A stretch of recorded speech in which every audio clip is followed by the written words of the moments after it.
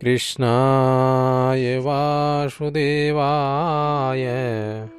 हरिये परमात्मने प्रणतः क्लेशनाशाय गोविन्दाय नमो नमः। हरिशरणं श्री हनुमते नमः। श्री सुरभ्ये नमः। श्री गुरुचरणकमलभ्यो नमः। भक्त भगति भगवंत गुरु चतुर्वपु नाम एक, इनके पद वंदन किए नासै विघ्न अनेक। प्रिय सज्जनों, कल हमने श्रीमद् भागवत कथा के प्रथम स्कंद के पंचम अध्याय का वाचन किया था। आज हम उससे आगे छठे अध्याय का वाचन करेंगे। नारद जी का प्रसंग चल रहा है। सूत जी कहते हैं, सौनक जी, देव ऋषि नारद के जन्म और साधना की बात सुनकर सत्यवती नंदन भगवान श्री व्यास जी ने उनसे फिर ये प्रश्न किया। व्यास जी ने कहा, हे नारद जी, जब आपको ज्ञानोपदेश करने वाले महात्मा गण वहाँ से चले गए तब आपने क्या किया? उस समय तो आपकी अवस्था बहुत छोटी थी।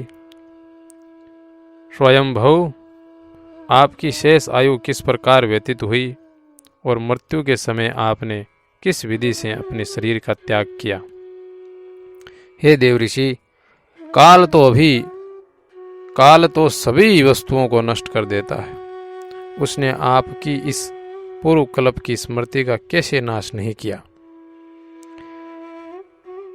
नारद जी ने कहा, हे व्यास जी, मुझे ज्ञानोपदेश करने वाले महात्मा गण जब चले गए तब मैंने इस प्रकार अपना जीवन व्यतीत किया। यद्यपि उस समय मेरी अवस्था बहुत छोटी थी। मैं अपनी माँ का इकलौता लड़का था।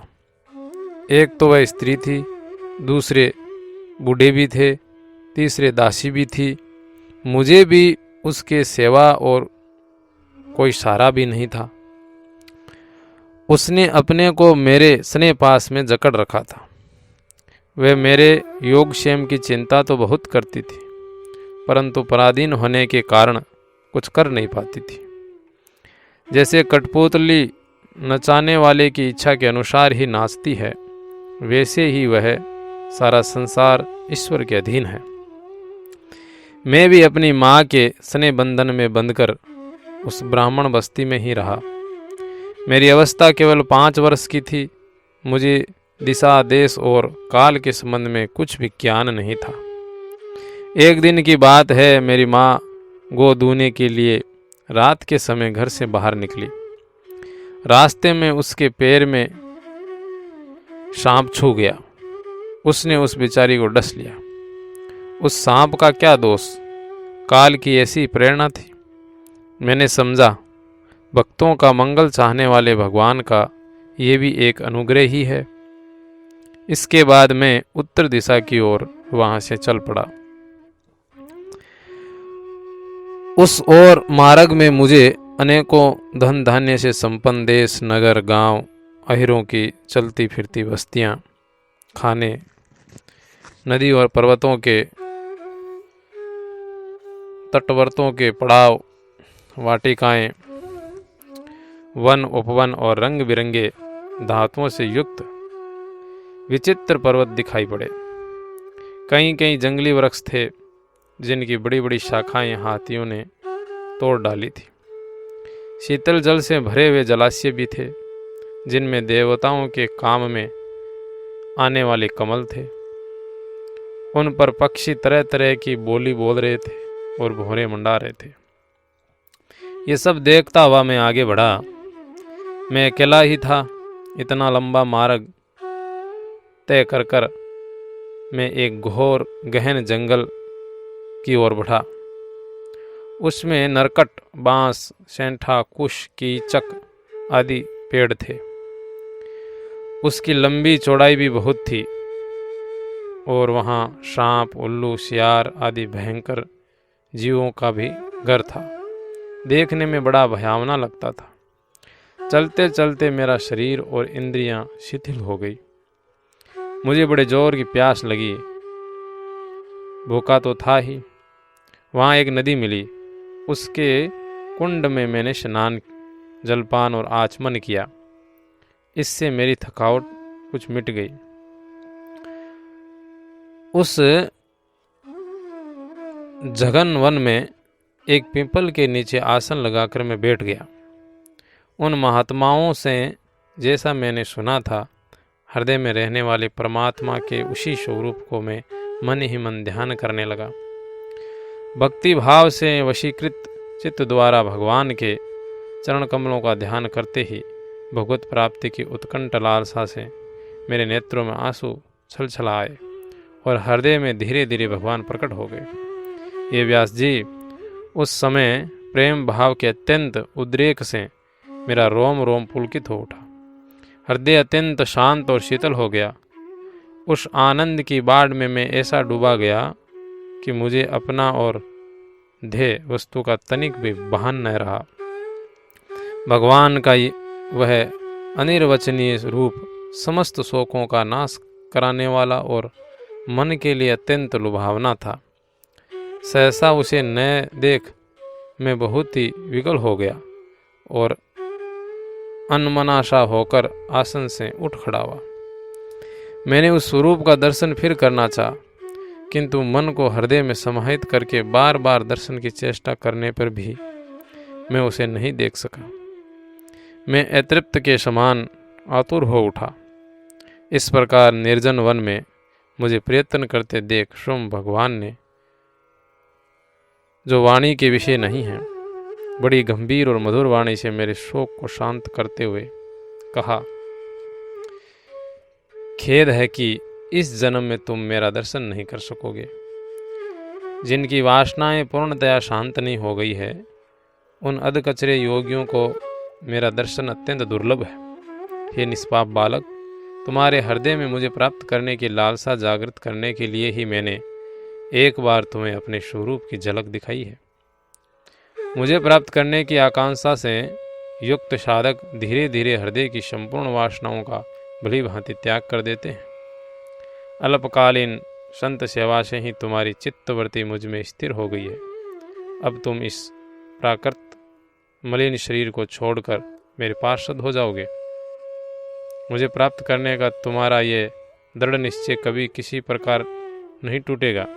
समस्त सृष्टि का प्रलय हो जाने पर भी मेरी कृपा से तुम्हें मेरी स्मृति बनी रहेगी। आकाश के समान अव्यक्त सर्वशक्तिमान महान परमात्मा इतना कहकर चुप हो गए।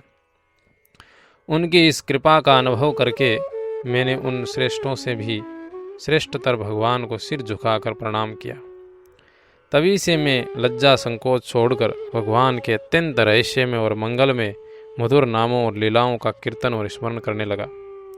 स्प्रिया और मद मात्सर मेरे हृदय से पहले ही निवृत्त हो चुके थे। अब मैं आनंद के काल की प्रतीक्षा करता हुआ पृथ्वी पर विचरने लगा। ये व्यास जी, इस प्रकार भगवान की कृपा से मेरा हृदय शुद्ध हो गया, आसक्ति मिट गई और मैं श्री कृष्ण परायण हो गया। कुछ समय बाद जैसे एकाक बिजली कौंध जाती है, वैसे ही अपने समय पर मेरी मृत्यु आ गई। मुझे शुद्ध भगवत पार्षद शरीर प्राप्त होने का अवसर आने पर प्रारब्ध कर्म समाप्त हो जाने के कारण पांच भौतिक शरीर नष्ट हो गया। कल्प के अंत में जिस समय भगवान नारायण एकार्णव प्रलयकालीन समुद्र के जल में शयन करते हैं, उस समय उनके हृदय में शयन करने की इच्छा से इस सारी सृष्टि को समेटकर ब्रह्मा जी जब प्रवेश करने लगे, तब उनकी श्वास के साथ मैं भी उनके हृदय में प्रवेश कर गया। 1 सहस्त्र चतुर्युगी बीत जाने पर जब ब्रह्मा जगे और उन्होंने सृष्टि करने की इच्छा की, तब उन्हीं की इंद्रियों से मिरीच आदि ऋषियों के साथ मैं भी प्रकट हो गया। तभी से मैं भगवान की कृपा से वैकुंठ आदि में और तीनों लोकों में बाहर और भीतर बिना रोक टोक विचरण किया करता हूँ। मेरे जीवन का व्रत भगवत भजन अखंड रूप से चलता रहता है। भगवान की दी हुई इस स्वर ब्रह्म से विभूषित वीणा पर तान छेड़कर मैं उनकी लीलाओं का गान करता हुआ सारे संसार में विचरता हूँ। जब मैं उनकी लीलाओं का गान करने लगता हूँ तब वे प्रभु, जिनके चरण कमल समस्त तीर्थों के उद्गम स्थान है और जिनका यशोगान मुझे बहुत ही प्रिय लगता है, बुलाए हुए की भांति तुरंत मेरे हृदय में आकर दर्शन दे देते हैं। जिन लोगों का चित्त निरंतर विषय भोगों की कामनाओं से आतुर हो रहा है, उनके लिए भगवान की लीलाओं का कीर्तन संसार सागर से पार जाने का जहाज है। ये मेरा अपना अनुभव है। काम और लोभ की चोट से बार बार घायल हुआ हृदय श्री कृष्ण सेवा से जैसी प्रत्यक्ष शांति का अनुभव करता है, यम नियम आदि योग मार्गों से वैसी शांति नहीं मिल सकती। ये व्यास जी, आप निष्पाप है। आपने मुझसे जो कुछ पूछा था वह सब अपने जन्म और साधना का रहस्य और आपकी आत्मतुष्टि का उपाय मैंने बतला दिया। तब सूत जी कहते हैं सोनकादि ऋषियों से कि देव ऋषि नारद ने व्यास जी से इस प्रकार कहकर जाने की अनुमति ली और वीणा बजाते हुए स्वच्छंद विचरण करने के लिए वे चल पड़े। देव ऋषि नारद धन्य हैं, क्योंकि इस सारंग पाणी भगवान की कीर्ति को अपनी वीणा पर गा गा कर स्वयं तो आनंद मग्न होते ही हैं, साथ ही साथ इस त्रिताप्त जगत को भी आनंदित करते रहते हैं। हरिशरणम। प्रिय सज्जनों, 7वां अध्याय का वाचन हम कल करेंगे। हरिशरणम हरिशरणम हरिशरणम हरिशरणम हरिशरणम हरिशरणम।